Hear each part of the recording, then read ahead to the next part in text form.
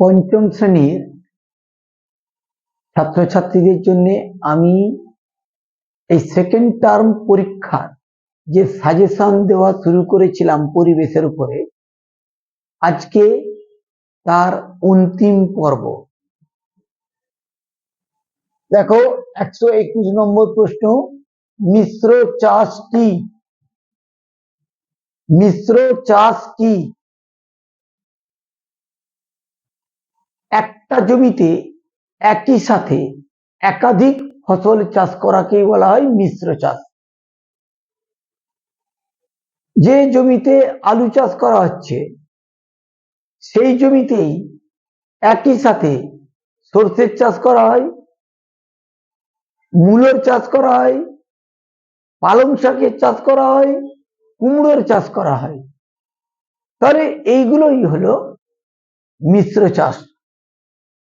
কয়েকটি উচ্চ ফলনশীল ধানের নাম লেখো। কয়েকটা উচ্চ ফলনশীল ধান কি? IR 36, GS 52, IT, পঙ্কজ, পুষা, এইগুলো হচ্ছে উচ্চ ফলনশীল ধান। পাহাড়ি অঞ্চলে কিভাবে চাষ করা হয়? পাহাড়ি অঞ্চলে তো জল পড়ার সাথে সাথে গড়িয়ে যায়, তাই ধাপ কেটে কেটে চাষ করা হয়। পাহাড়ি অঞ্চলে কি ধরনের ফসল হয়? পাহাড়ি অঞ্চলে সবজির মধ্যে কুমড়ো হয়, বাঁধাকপি হয়, বিট গাজর হয়, আলু হয়, এছাড়া বিভিন্ন শাকসবজি হয়, পালং শাক, পুনকো শাক, এগুলো হয়। আর কি? আর কমলা লেবু, আপেল, বেদানা, এরকম বিভিন্ন ফলেরও চাষ হয়। স্কোয়াশ দেখতে কি রকম? স্কোয়াশ দেখতে খানিকটা পেঁপের মতন। পেঁপে যেমন মসৃণ থাকে, স্কোয়াশ মসৃণ নয়, একটু আঁকাবাঁকা থাকে, কিন্তু পেঁপের মতন দেখতে হয়। পাহাড়ি অঞ্চলে কখন আলুর চাষ হয়? আমাদের এখানে কখন আলুর চাষ হয়? শীতকালে। কিন্তু পাহাড়ি অঞ্চলে আলুর চাষ হয় গ্রীষ্মকালে, কারণ শীতকালে পাহাড়ি অঞ্চলে বরফ পড়ে, তাই তখন চাষবাস করা যায় না। তাই ওদের গ্রীষ্মকাল মানে আমাদের এখানে শীতকালের মতন আবহাওয়া, তাই গ্রীষ্মকালে পাহাড়ি অঞ্চলে আলুর চাষ করা হয়। ফলন বাড়ানোর জন্য জমিতে কি ব্যবহার করা হয়? ফলন বাড়ানোর জন্য জমিতে উচ্চ ফলনশীল বীজ ব্যবহার করা হয়, রাসায়নিক সার ব্যবহার করা হয়, কীটনাশক ওষুধ ব্যবহার করা হয়, আর জলসেচ অর্থাৎ নিয়মিত জল ব্যবহার করা হয়। কখন চালের দাম 4 গুণ বেড়ে যায়? ভারতবর্ষে একটা টাইম ছিল যখন সব মানুষ ঠিক মতন করে খেতে পেত না, 1966 সাল নাগাদ। সেই সময় চালের দাম 4 গুণ বেড়ে গিয়েছিল। কখন থেকে খাদ্যের উৎপাদন বাড়তে থাকে? বিভিন্ন পরিকল্পনা গ্রহণ করে ভারত সরকার এই অবস্থার থেকে নিজেকে মুক্ত করার জন্য পরিকল্পনা গ্রহণ করেছিল। তার ফলস্বরূপ 1990 সাল থেকে উৎপাদন বৃদ্ধি পায়। ড্যাশ ব্যবহার করলে জমির উর্বরতা কমে যায়? রাসায়নিক সার ব্যবহার করলে জমির উর্বরতা কমে যায়। যত রাসায়নিক সার ব্যবহার করবে জমির যে স্বাভাবিক গুণাগুণ সেটা নষ্ট হয়ে যাবে। ড্যাশ ব্যবহার করলে বন্ধু পোকা মারা যায়? কীটনাশক ব্যবহার করলে বন্ধু পোকা মারা যায়। মাটির নিচে থেকে জল তুললে ড্যাশ থেকে জল ওঠা বন্ধ হয়ে যাবে? টিউবওয়েল থেকে জল ওঠা বন্ধ হয়ে যাবে। অর্থাৎ টিউবওয়েল কি হচ্ছে? মাটির নিচে থেকে জল নেই, এবার মাটি থেকে নিচে থেকে জল নিয়ে যদি চাষবাস করা হয় তাহলে জলের স্তর নিচে নেমে যাবে, তখন টিউবওয়েলের জল ওটা বন্ধ হয়ে যাবে। আমরা এটা অনেক দিন দেখতে পাই, গ্রীষ্মকালে অনেক টিউবওয়েলে জল পাওয়া যায় না। কৃষি উৎপাদন বাড়ানোর জন্য তোমার পরিকল্পনা কি? কৃষি উৎপাদন বাড়াতে গেলে উচ্চ ফলনশীল বীজ ব্যবহার করতে হবে। 1 2 কম্পোস্ট সার ব্যবহার করতে হবে। রাসায়নিক সার ব্যবহার করলে একটা নির্দিষ্ট সময় অবধি কৃষি উৎপাদন বৃদ্ধি পাবে ঠিকই, কিন্তু পরে ওই জমির মাটি চাষবাসের উপযুক্ত থাকবে না, ফলে তখন কৃষি উৎপাদন কমতে থাকবে। সেই জন্য কম্পোস্ট সার ব্যবহার করতে হবে। আনাজের খোসা, গরুর সার, সেগুলো জমিতে দিতে হবে। আর কি, জলের পর্যাপ্ত ব্যবস্থা রাখতে হবে এবং কোন মাটিতে কোন ফসল ভালো হয় সেটা বিবেচনা করে তবে সেই ফসলের চাষ করতে হবে। আর কি, অবশ্যই মাটি পরীক্ষা করে নিয়ে সেই জমিতে চাষ করা উচিত, তবেই ফলন বাড়বে। কৃষি উৎপাদন বাড়ানোর জন্য তোমার পরিকল্পনা কি? কৃষি উৎপাদন বাড়ানোর জন্য অবশ্যই প্রথমেই বলি, জমির মাটির গুণাগুণ পরীক্ষা করতে হবে, সেই অনুযায়ী রাসায়নিক সার প্রয়োগ করতে হবে, উন্নত বীজ ব্যবহার করতে হবে, কীটনাশক ব্যবহার করলেও সেই ব্যাপারে নজর দিতে হবে যাতে বন্ধু পোকা নষ্ট না হয়, আর জলসেচের পর্যাপ্ত ব্যবস্থা রাখতে হবে। আরেকটা রাখতে হবে যোগাযোগ ব্যবস্থা, অর্থাৎ ফসল খামার বাড়িতে আনা এবং ফসল লাগাতে গিয়ে যে যোগাযোগ দরকার সেই রাস্তাঘাট সেই রকম করে তৈরি করতে হবে। আরেকটা জিনিস করতে হবে, সেটা হচ্ছে ফসল বিক্রির জন্য বাজার, সেই বাজার তৈরি করতে হবে। ফসল যখন লাগানো হবে কি চাহিদা আছে সেটা দেখে তারপর সেই অনুযায়ী ফসল চাষ করতে হবে। পশ্চিমবঙ্গের তরাই অঞ্চলের মাটি এত উর্বর হলো কি করে?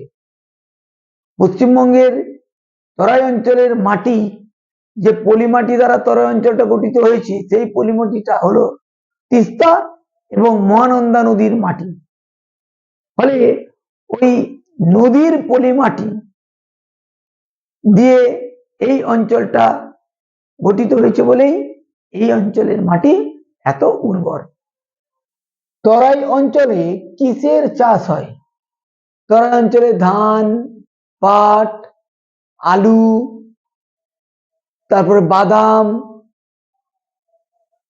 তাছাড়া আম, লিচু, আনারস, এইসব ফসলের চাষ হয়। রেশম কীট পালনের জন্য কি চাষ করা হয়? তুঁত গাছের চাষ করা হয়। গাঙ্গেয় বদ্বীপ অঞ্চলে কি কি ফসলের চাষ হয়? গাঙ্গেয় বদ্বীপ অঞ্চলে আলু, কুমড়ো, বাদাম, তারপর বিভিন্ন শাকসবজি, ধান, পাট, তরমুজ, লঙ্কা, পেঁপে, বিভিন্ন ফসলের চাষ করা হয়। এছাড়া আম প্রচুর হয়। ডিভিসির সম্পূর্ণ নাম কি? Damodar valley corporation. গাঙ্গেয় বদ্বীপ অঞ্চলে কি কি ফুলের চাষ করা হয়? গাঙ্গেয় বদ্বীপ অঞ্চলে সূর্যমুখী, গাঁদা, রজনীগন্ধা, চন্দ্রমল্লিকা, জবা, টগর, দোপাটি প্রভৃতি বিভিন্ন ফুলের চাষ করা হয়।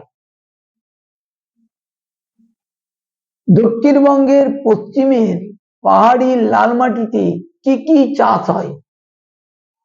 ধান চাষ হয়। এছাড়া বাদাম, অড়হর, ছোলা, মুগ, মুসুর। কেন? দেখো, এই অঞ্চলটা হচ্ছে একটু ড্রাই এরিয়া, বৃষ্টি কম হয়, বৃষ্টির জল ধরে রাখা যায় না, মাটি শুষ্ক, ফলে এখানে কম জলে যে চাষগুলো হয় সেগুলোই এখানে হয়। এছাড়া হয় পেয়ারা, তাছাড়া বিভিন্ন সবজিতে হয়, বেগুন, পটল, মূলো, উচ্ছে, করলা, এসব চাষগুলো, বিভিন্ন শাকসবজি, এইসব চাষ হয়। দক্ষিণের নোনা জমিতে কিসের চাষ হয়? দক্ষিণের নোনা জমি ধান চাষ খুব একটা ভালো হয় না, কিন্তু এখানে নারকেলের চাষ হয়, লেবুর চাষ হয়, বিভিন্ন ফল উৎপন্ন হয়, যেমন পেয়ারা, লিচু, এইসবগুলো এখানে প্রচুর উৎপন্ন হয়। কোথায় পেয়ারা বিখ্যাত? বারুইপুরের পেয়ারা, আমরা সবাই জানি বারুইপুরের পেয়ারা খুবই বিখ্যাত। কোথায় কাজু বাদামের চাষ হয়? দীঘাতে। দীঘাতে কাজু বাদামের চাষ হয়। ভেড়িতে মাছ চাষ হয় এমন কয়েকটি মাছের নাম লেখো।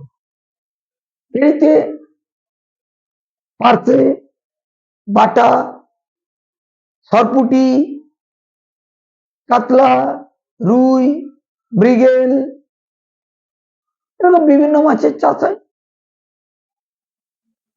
কয়েকটি সামুদ্রিক মাছের নাম লেখো। সামুদ্রিক মাছ পমফ্রেট, সামুদ্রিক মাছ ইলিশ, গুরজালি, এইসব মাছগুলো হচ্ছে সামুদ্রিক মাছ। তাছাড়া চিংড়ি আছে, চিংড়ি সামুদ্রিক মাছ। কয়েকটি আঁশযুক্ত মাছের নাম বলো। ইলিশ, কাতলা, রুই, মৃগেল, এগুলো সবই আঁশযুক্ত মাছ। কয়েকটি মিষ্টি জলের মাছ। রুই, কাতলা, মৃগেল, এগুলো মিষ্টি জলের মাছ।